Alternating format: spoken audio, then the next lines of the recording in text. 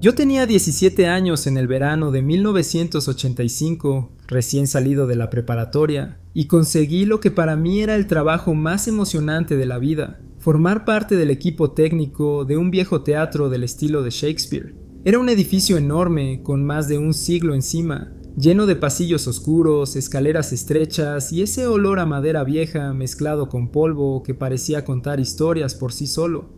Mi puesto era en las alturas, en lo que llamaban los andamios, esas pasarelas suspendidas a casi 20 metros sobre el escenario. Desde allí se manejaban las luces, las cuerdas y los telones. Me encantaba caminar por arriba del escenario, aunque siempre con ese cosquilleo en el estómago que te recuerda lo alto que estás. Un día decidí trabajar durante la hora de la comida para salir más temprano. Me pidieron cruzar un tablón improvisado para llegar a una esquina del teatro y pasar una cuerda que después serviría para izar un cable más grueso. Nada fuera de lo común. Yo ya estaba acostumbrado a esas maniobras. La zona estaba mal iluminada. Desde donde estaba yo veía que el tablón descendía hacia la oscuridad y, más allá, parecía continuar hacia arriba en dirección a otra plataforma. Pensé que era un tramo continuo, así que me subí sin pensarlo demasiado. Di 4 o 5 pasos sobre ese tablón, adentrándome en la penumbra, cuando de pronto alguien me detuvo. Era un hombre mayor, de barba canosa y con una gorra de lana que desentonaba con el calor del verano. No sé cómo apareció ahí, simplemente estaba frente a mí, firme, como si siempre hubiera estado esperándome. Me miró fijamente y me dijo: «Gira despacio, el tablón no está completo, no hay luz, busca una lámpara». Yo, con la soberbia de adolescente que cree saberlo todo, le respondí en tono sarcástico: «Ok, está bien, si tú lo dices». De todas formas, hice lo que me dijo. Me giré con cuidado, regresé al andamio y bajé al escenario para buscar una linterna. Al llegar abajo, mi jefe me vio con cara de sorpresa. «¿Qué haces aquí?», me preguntó. «Necesito una linterna». El tipo de arriba me dijo que faltaba un tablón y que bajara por luz. Mi jefe frunció el ceño. «¿Qué tipo?». «El señor de barba y gorra de lana». Lo que me contestó me dejó sin palabras. «¿De verdad lo viste? Hijo, si es así, acabas de encontrarte con John». Y entonces me contó que en 1954 un técnico, un rigger, había caído desde esa misma zona y murió al instante contra el escenario. Desde entonces, algunos aseguraban haber visto su fantasma. Casi nadie les creía. Yo tampoco hubiera creído si no fuera porque lo había tenido justo frente a mí. Subimos de nuevo con una linterna y ahí lo comprobé. El tablón en el que yo estaba sí existía, pero al final no había nada. El hueco era enorme, un vacío negro que me habría tragado de un paso más. Desde mi ángulo inicial, la perspectiva me había engañado. Parecía que había continuidad, pero era solo una ilusión. Y ahí estaban mis huellas en el polvo, marcando claramente cómo había caminado hasta el borde mismo del vacío. Me temblaron las piernas solo de imaginar qué habría pasado si ese hombre no me detenía. Fue entonces cuando notamos algo más. Entre los pliegues de una cortina gigantesca, colgada justo debajo de nosotros, se veía atrapada una gorra de lana vieja, cubierta de polvo, igualita a la que llevaba el hombre que me había hablado. No tengo palabras para explicar la mezcla de miedo y gratitud que sentí en ese instante. Lo único que sé es que ese hombre, ese fantasma, me salvó la vida. Desde ese día nunca más volví a subir a los catwalks de ese teatro. Terminé la temporada trabajando en áreas más seguras, pero jamás pisé de nuevo esas alturas. Y hasta hoy nunca regresé a ese edificio. No por miedo exactamente, sino por respeto. Porque sé con toda certeza que en esas vigas sigue caminando John, cuidando a quienes, como yo, alguna vez trabajamos en las sombras sobre el escenario.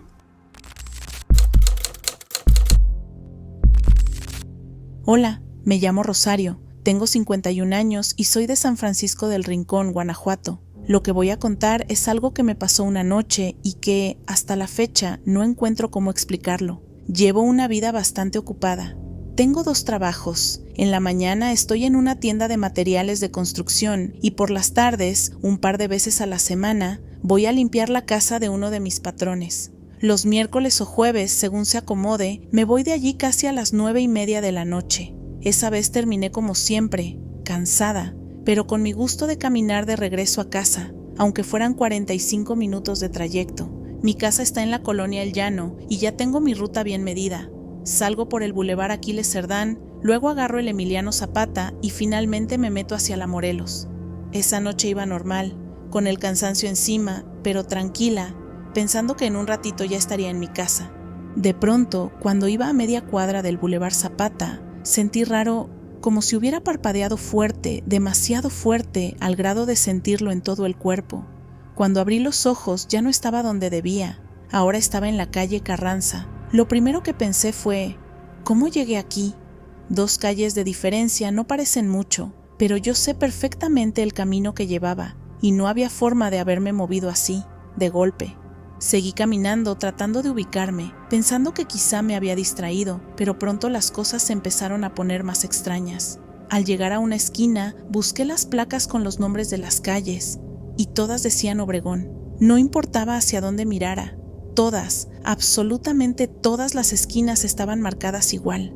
Me entró un nerviosismo tremendo. Quise ubicarme por la cantina que está en Obregón y Allende, pero cuando la vi, casi se me fueron las fuerzas. La cantina estaba volteada, como si alguien hubiera cambiado todo de lugar, y además no era la misma. En lugar de las puertas de cantina de película y las sillas con logos de cerveza, se veía elegante, con mesas negras y 3 hombres vestidos de negro recargados en la barra, de espaldas a la calle. Lo peor, no había nadie más en la calle, ni un alma, solo esa cantina abierta. Seguí caminando con el corazón en la garganta. Cada esquina que cruzaba seguía siendo Obregón. Las lámparas alumbraban con luz amarilla, pero las casas no eran las que conozco. No reconocí ni una. Lo único que parecía normal era el camión de la Guardia Nacional que pasó cerca, pero los soldados estaban como hipnotizados, rígidos, mirando al frente, sin hablarse ni revisar el celular como siempre lo hacen. Y de la nada, a media cuadra, el camión desapareció.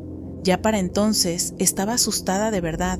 Las calles se sentían desiertas, pero a la vez, dentro de las casas se veía luz, siluetas de personas caminando. Eso me ponía peor, porque era como si la vida continuara adentro, pero afuera el mundo estuviera muerto. Vi salir a una señora a tirar la basura y pensé, ahora sí, le pregunto qué calle es. Caminé rápido hacia ella, pero cuando me vio se le borró la expresión, se metió de inmediato y cerró la puerta. Sentí como si yo no debiera estar allí, como si me hubiera metido en un lugar prohibido. Después apareció otra vez el camión de la guardia, igual de silencioso, y 2 muchachos que pasaron a mi lado. Los miré directo, pero ellos me ignoraron como si fuera invisible. Lo único que pensé fue seguirlos, a ver si así encontraba la salida. Caminé tras ellos, tratando de mantener la calma, hasta que otra vez sentí un parpadeo fuerte, acompañado de mi respiración agitada. Y como si nada, estaba de nuevo en la calle Obregón, pero ahora veía a lo lejos los portales que llevan al centro. Caminaba, pero sentía que el centro se alejaba, como en una pesadilla, hasta que, de pronto, vi el letrero, Obregón, esquina Morelos. Esa esquina sí la conocía, de ahí tomé Morelos, luego Madero, luego Carranza, y cuando vi el camellón del Boulevard Zapata casi me pongo a llorar de alivio. Eran ya las 10:20, solo habían pasado 30 minutos desde que empezó todo, pero para mí fue como si hubiera estado atrapada mucho más tiempo. Lo primero que hice fue marcarle a mi hija. Me dijo que ella ya me había llamado 3 veces, pero que nunca entraba la llamada, y lo curioso es que a mí el celular jamás me sonó. Ni siquiera lo saqué mientras estuve atrapada, porque dentro de mí sentía que no iba a servir. Desde esa noche decidí que jamás volvería a pasar por esa zona de noche. Prefiero dar la vuelta, aunque sea más tardado. No quiero correr el riesgo de volver a caer en ese lugar, en ese bucle, en esa dimensión paralela, no sé cómo llamarlo. Lo único que sé es que cada esquina decía Obregón y que esa noche no volví por las mismas calles por las que salí.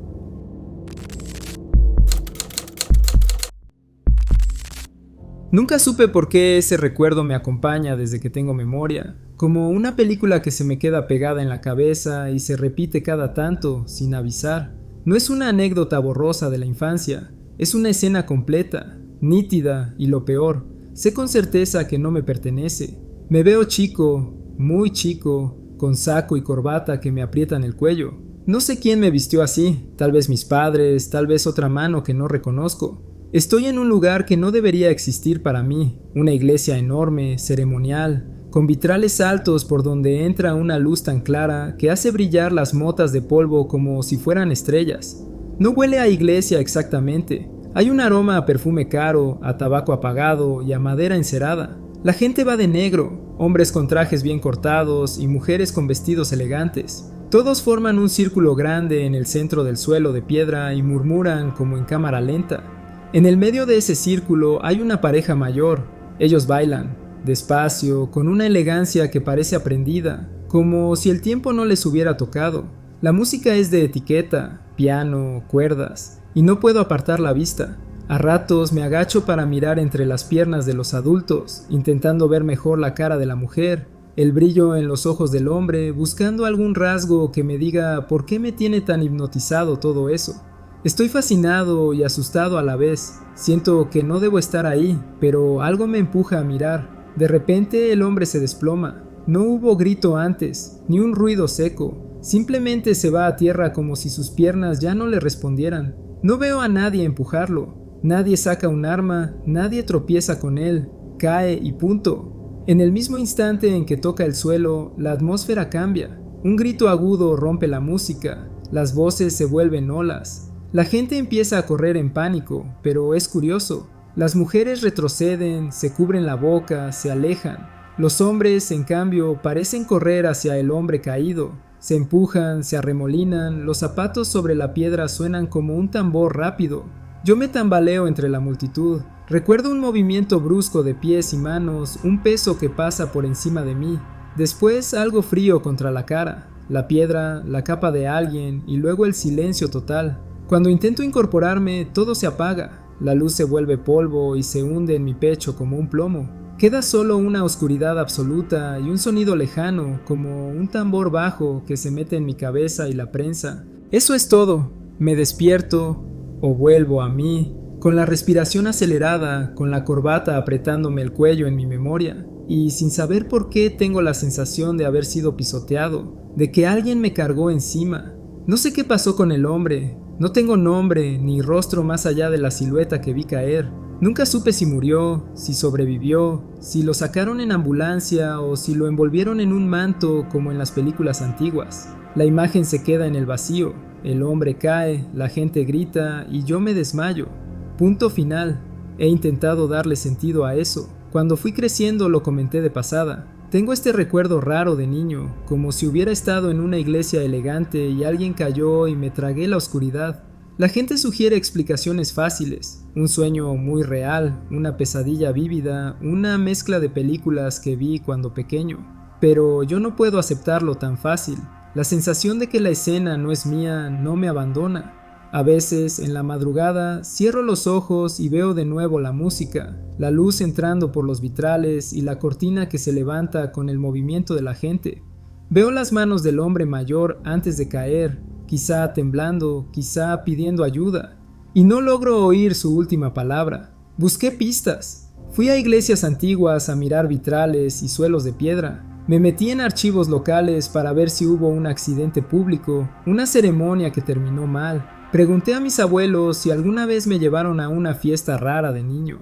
Todo lo que encontré fueron silencios y encogimientos de hombros. Hubo días en que pensé que tal vez mi mente había tomado un fragmento de otra vida, una teoría que aterra, pero que también encaja con la sensación de extrañeza. O tal vez alguien cerca de mí vivió eso y su recuerdo se pegó a mi memoria como una mancha. Lo más razonable, lo más humano, me dice que es un sueño intenso o un falso recuerdo. Pero algo en la textura, en el olor del perfume, en la forma en que la luz se quedó grabada en los ojos de la gente, me grita que fue real. Esa memoria ha guiado pequeños miedos, a las multitudes apretadas, a las ceremonias formales donde se baila y nadie habla, al ruido repentino que corta la música. También me dejó una curiosidad incómoda. ¿Qué habría pasado si no me hubiera quedado mirando? ¿Habría sido simplemente un espectador más o habría intervenido? ¿A quién pertenecía ese cuerpo que cayó? Son preguntas sin respuestas y quizá lo peor es que cada nueva incógnita abre otra. Con el tiempo aprendí a convivir con la escena. Ya no la vivo como un fantasma que viene a asustarme, sino como una puerta entreabierta. A ratos vuelvo a mirar a través de ella, a mirar mis manos pequeñas con traje y corbata, a escuchar ese golpe seco que nunca supe explicar. Y cada vez que lo hago, me pregunto si será el recuerdo de otra persona, un eco de un suceso real que no viví, o simplemente un fragmento quebrado de mi propia infancia. No tengo pruebas, solo la memoria persistente y fría que a veces me hace sentir menos dueño de mi pasado.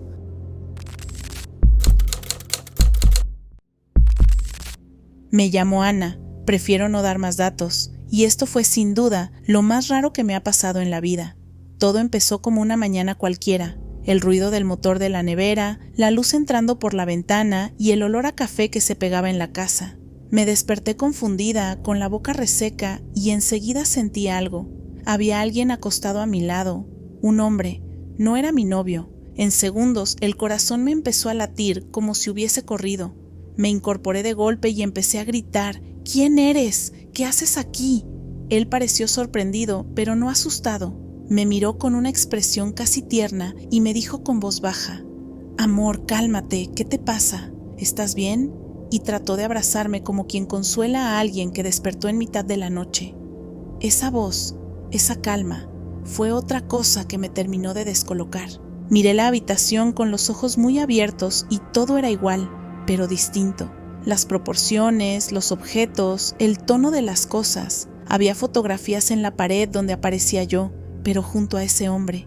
En una se nos veía sonriendo en la playa, en otra en lo que parecía un cumpleaños. Los cuadros no eran los míos, las cortinas eran de tela en vez de persianas y el color de la pared era un tono crema que jamás había tenido en mi casa.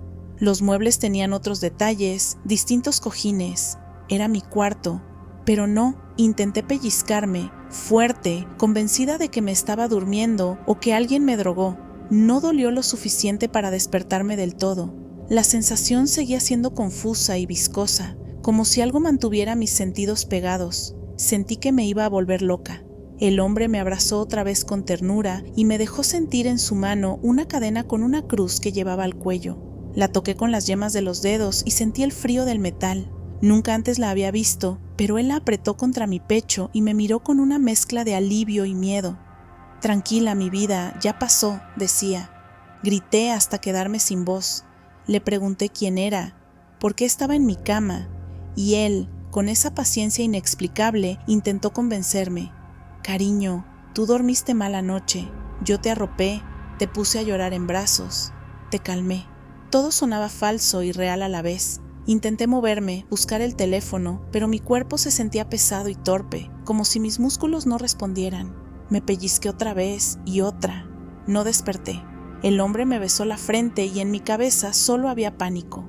En algún momento la angustia me venció y me dejé caer contra la almohada con el rostro empapado de lágrimas que salían sin control. Me dolían los ojos, me ardían las mejillas y la respiración me salía entrecortada. Sé que lloré desconsolada. No tengo idea si me desmayé, perdí la noción del tiempo o simplemente me quedé dormida, totalmente deshecha. Cuando volví a abrir los ojos estaba en mi casa de siempre. Mis persianas, la misma pared blanca con la grieta pequeña que siempre hubo, mi colchón, la almohada con la funda que compré el año pasado. Estaba mi novio a mi lado, con la cara de quien había pasado una mala noche. Me sostuvo la mano y me dijo: ¿Estás despierta? Me asustaste. Te escuché gritar. Me miré a los ojos y sentí un alivio mezclado con confusión. Le pregunté por el hombre. Me respondió que no había nadie, que me calmara, que tal vez había sido una pesadilla. Me incorporé. Las piernas me temblaban. Mi cara estaba hinchada por el llanto. Tenía esa pesadez en el cuerpo que dejan las noches mal dormidas. Busqué mi celular, lo primero que siempre hago, y vi la pantalla. No había notificaciones extrañas, no llamadas perdidas. Pensé que efectivamente todo había sido un sueño espantoso. Me fui al baño a lavarme la cara. Mientras me miraba en el espejo, la luz fría de la mañana me obligó a parpadear. Entonces la vi, la cadena con la cruz colgando justo sobre mi clavícula. No era algo pequeño. La cadena y la cruz tenían un estilo viejo, un diseño que yo nunca habría comprado. Sentí un hormigueo por todo el cuerpo y me llevé la mano al cuello para tocarla. La cadena era real, fría, con un olor a metal. La cruceta tenía una pequeña inscripción en la parte trasera que no alcancé a leer. La encontré debajo de la almohada, enredada entre las sábanas. No estaba allí antes de dormirme. Llamé a mi novio con la voz temblorosa y le pregunté, ¿tú me pusiste esto? Él negó con la cabeza, sorprendido. Revisamos la casa, nada más fuera de lugar. Mi ropa estaba en el mismo sitio, mis cosas estaban donde siempre. Solo esa cadena. Intenté racionalizarlo. Tal vez la encontré en la calle, tal vez alguien la dejó en la puerta, tal vez la compré y la olvidé, pero la sensación no me dejaba. Además, las fotos que yo veía en ese otro cuarto, las que mostraban momentos con ese hombre, no existían en mi casa. Ninguna. Revisé mis redes, mi teléfono, supe que no había pruebas de aquello. Fue como si hubiese vivido otra vida por un rato y el único rastro fuera esa cruz. Con el paso del tiempo, fui perdiendo el pánico, pero no la curiosidad. Empecé a fijarme en pequeños detalles de mi vida, como si quisiera detectar una grieta que me llevara a una explicación. Revisé las fotos antiguas, los álbumes familiares, el historial de mi teléfono, pero no encontré ni rastro de ese hombre ni de aquellas escenas que vi. La cruz se volvió un enigma que guardo en un cajón. A veces, no muy seguido, pero sí de vez en cuando, vuelvo a tener imágenes sueltas en la cabeza. La sonrisa de ese hombre, un viaje a la playa, un nombre que no logro retener. Son pedazos que rozan el sueño y la memoria y que se esfuman cuando intento atraparlos. Me pregunto si de alguna forma mi mente se cruzó con otra vida, otra versión, o si entré en un sueño tan vívido que dejó algo material, la cadena, o peor, que alguien manipula esos bordes entre sueños y vigilia. No sé. Lo que sí sé es que desde esa mañana me doy cuenta de lo frágil que es la frontera entre lo que creemos real y lo que no. Sigo durmiendo, sigo levantándome, sigo trabajando, pero cada vez que me toco la cruz, siento una pregunta que no tiene respuesta. No se la he contado a mucha gente porque temen que me juzguen o que piensen que invento cosas. A mi novio le basta saber que estoy bien. A mí me basta saber que hay cosas que no puedo explicar. Y aún hoy, cuando cierro los ojos antes de dormir, a veces me pregunto, ¿estoy durmiendo en la cama correcta? ¿O despertaré otra vez en una vida que no es la mía con alguien que me llama amor?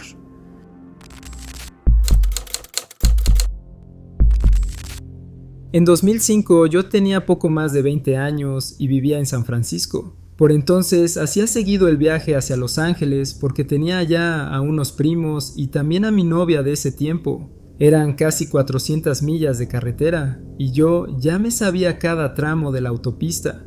Las rectas interminables, las granjas, el calor que se pegaba al coche en pleno verano y las estaciones de servicio que parecían oasis en medio de la nada.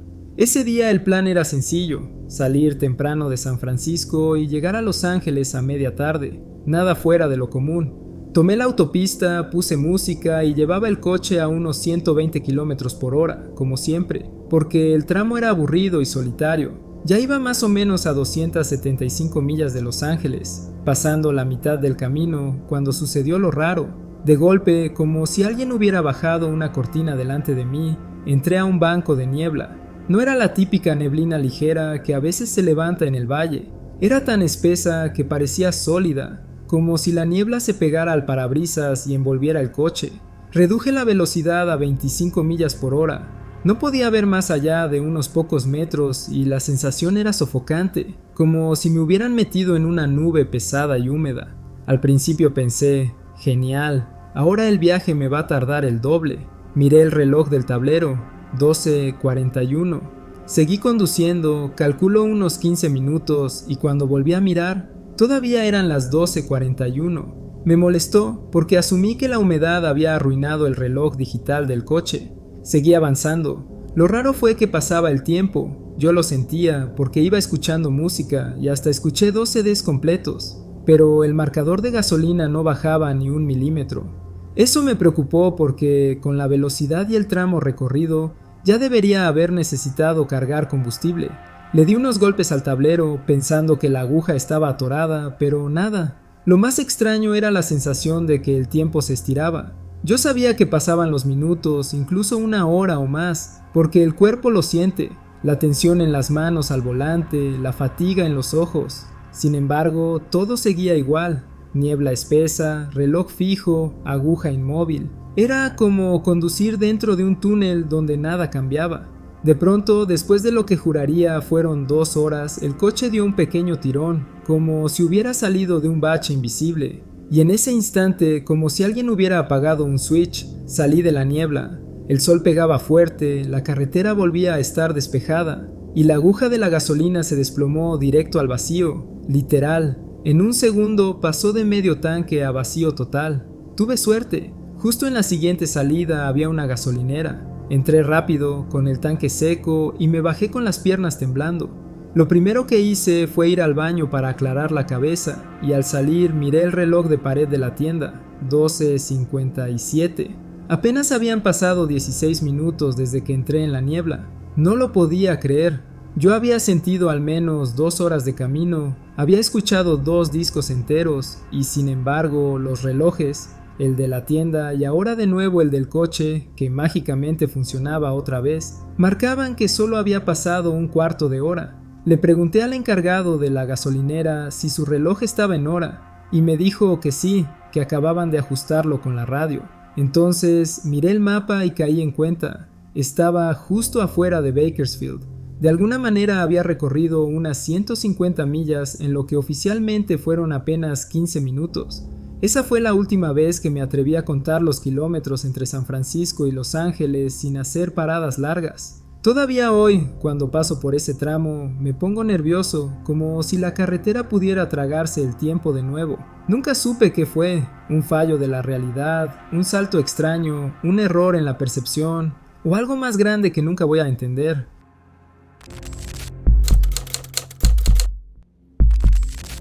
Hace unos años tuve una experiencia que todavía me cuesta explicar. No es algo que le cuente a cualquiera porque, sinceramente, hasta yo dudo de mi memoria cada vez que lo pienso. Pero lo viví y hasta el día de hoy sigo sin respuesta. Yo tenía un reloj electrónico sencillo, de esos que compras más por lo práctico que por lo bonito. Lo usaba para que me recordara la hora exacta en que debía ir por mi estudiante de intercambio a la escuela. Él estaba en el equipo de fútbol americano y sus entrenamientos siempre terminaban a la misma hora. Así que programé el reloj con una alarma diaria para que no se me olvidara recogerlo. Era parte de mi rutina. Un día, después de llevarlo de regreso a casa, el reloj desapareció. No recuerdo que se me cayera ni que lo dejara en algún lugar extraño, simplemente desapareció. Lo busqué en mi bolso, en el coche, en la casa, incluso en lugares ridículos como dentro del refrigerador o en el cesto de ropa sucia. Nada. Como era electrónico, pensé que tal vez sonaría en algún momento y me daría una pista de dónde estaba escondido, pero no, ni una sola vez lo volví a escuchar. Me resigné a haberlo perdido para siempre. Pasaron 18 meses. Para entonces mi estudiante de intercambio ya se había regresado a su país y yo había vuelto a mi vida normal, aunque siempre con esa duda de qué había pasado con el reloj. De repente, recibí la noticia de que volvería a la ciudad por 6 meses, pero esta vez no se quedaría conmigo. Viviría con 2 amigos en un departamento que habían rentado. El mismo día que él volvió, sucedió lo inexplicable. Estaba en la sala de mi casa cuando, a la hora exacta en que antes solía ir a recogerlo de los entrenamientos, sonó la alarma del reloj, ese mismo sonido que había dejado de escuchar 1 año y medio antes.